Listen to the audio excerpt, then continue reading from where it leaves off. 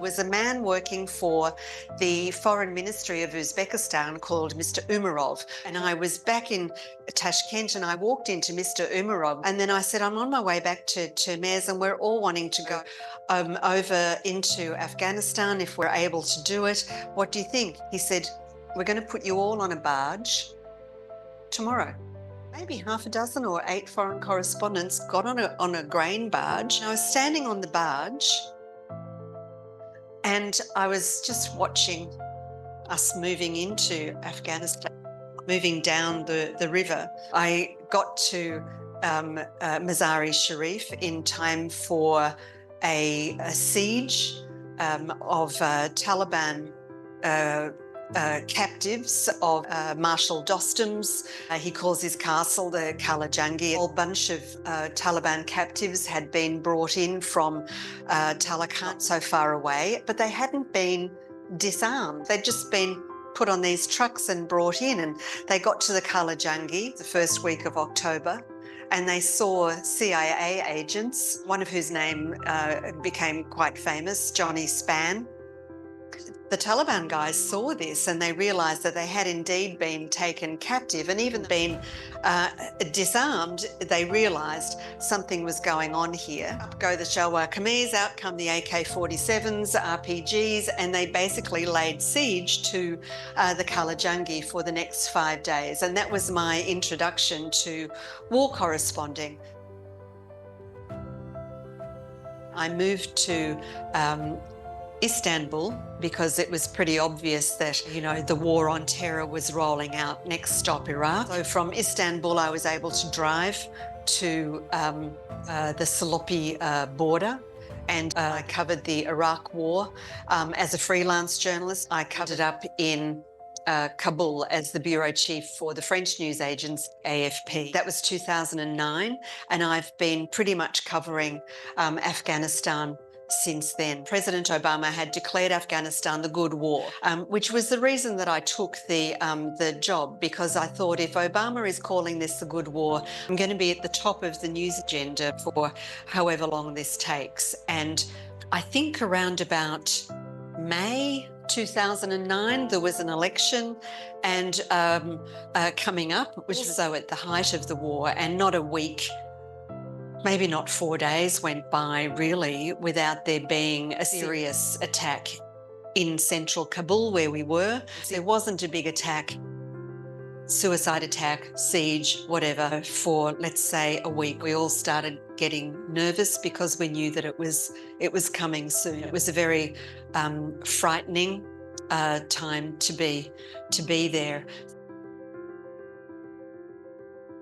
Masood and I spent the last 4 months of the war going all over the country to front lines everywhere, and we got some sensational stories. But we got sensational stories that annoyed the Taliban, and we were declared HVT, high-value targets.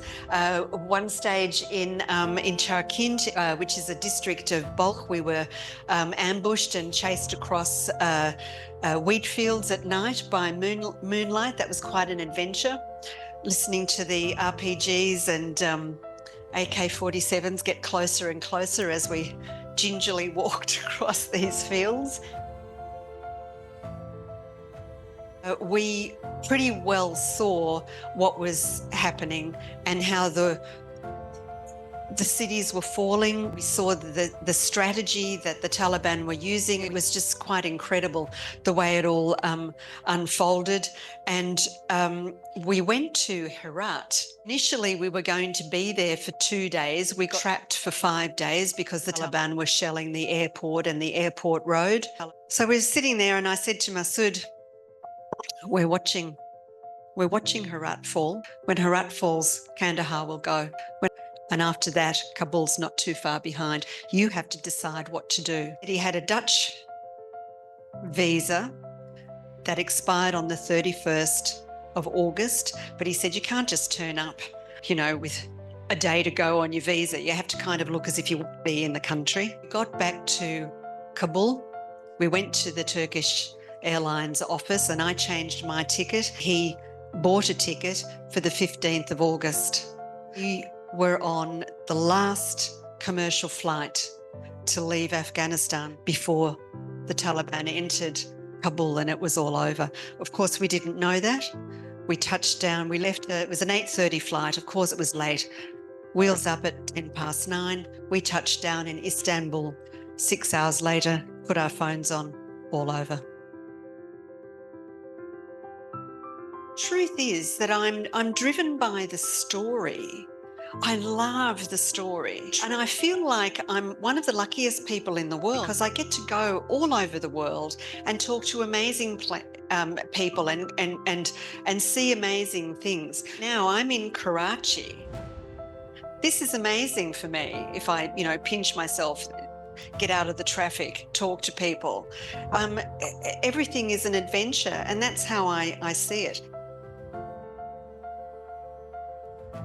And, I wish your pictures and your stories of that war would be history, but you look in other areas and the war is still going on. It's a really, really sad part. So thank you for sharing your insight. And it's not just about the tragedy of those people, but also about the stories. And I was inspired when you said, like, what incites you? Like, incentives is to write the truth, uncovering lies and deceptions. And I think what a purpose to have in life.